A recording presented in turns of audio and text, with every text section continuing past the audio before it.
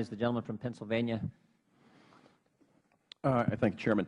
If we could, I'd like to put up the slide that Ms. Burkle had talked about. And Mr. Silver, Mr. Franz, you of course will recognize this. And that again, it's the President. And while we say we're trying to make this political, this is what the President's using as his reelection campaign. And I think we would look at that and would agree, yeah, there's a lot of jobs being created. Look at over the map. Look at all those dots. Now, a lot of them are Pelogis, and I know that some of that is happening, some of it is not happening. I want to show you another slide that maybe you're not familiar with. It will also show you where jobs are being created. So we can see that. Now, this is actually China. And so we went from shovel-ready to Shanghai. And I think it's kind of neat that we show one map that shows how good this policy is working, but we do leave out a very important part of job creation. And I think it's just kind of fascinating to see that. So we'll leave that up for a little bit. Mr. Franz, Mr. Silver, the Department of Energy gave Sempra, which has a double B plus, which is a high-risk rating, $337 million loan guarantee for its Mesquite Solar project, which is also a high-risk project, to build a solar plant in the Arizona desert. The plant uses solar panels manufactured by Suntech, a Chinese solar panel company. How many jobs do you think this loan guarantee created in China? Any idea? I mean, I know what we say. We created 60,000 in the States. How many do we think we created in China using taxpayer money? Congressman, I don't have information relative to the chain of supply chains. Okay. Well, how about Suntech? How about Suntech? So we're using their panels, right? That's whose panels we're using for this project?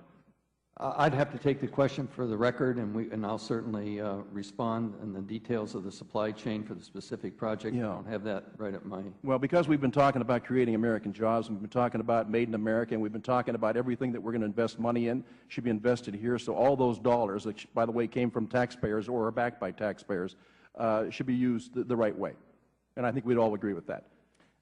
Congressman, the only thing I would add to your earlier slide is that the initial map of the United States probably does not show other sites that it might show. For example, the supply chains that provided materials, for example, to Abound and others. Yeah, and I understand that. And it also does not. It also does not reclaiming my include time. Reclaiming my time. The Arizona facility that we're talking about. Okay, they don't manufacture those panels here, do they? They're assembling. Because what they're doing is they get stuff shipped in from China and they assemble them in the United States. So we kind of do an end run and we say, wait a minute, no, this is working in Arizona. So I just think we need to be completely honest with what's going on here, because the theme of this hearing today is about where are we investing taxpayer dollars for a great ROI. And I understand that private investors would have looked at this and said, you know what, that's a risk I'll take, especially if it's backed by DOE loans. I don't know the timing of when they invested, but I'd say it probably has something to do with it also. Let's talk about Caithness Shepherd's Flat, a $1.3 billion investment. American? It's a wind farm. Are you familiar with it?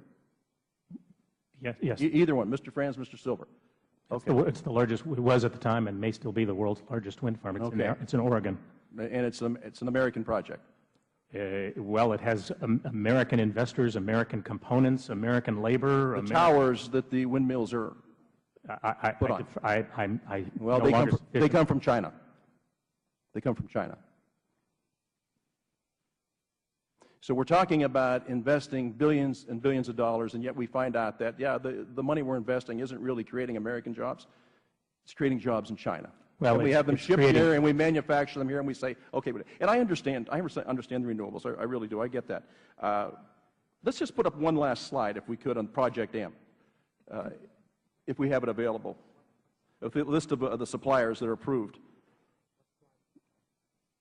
Do we have that? It's the project for the list of suppliers, the approved suppliers that allowed for Prologis to. Okay, all right. Well, I think you'll find out that quite a few of the suppliers are Chinese. Again, Congressman, please, with your permission, I'm no longer close enough to the details, but I can say this, and perhaps Mr. Franz can respond for the record at a later date. There are undoubtedly Chinese suppliers on there, because most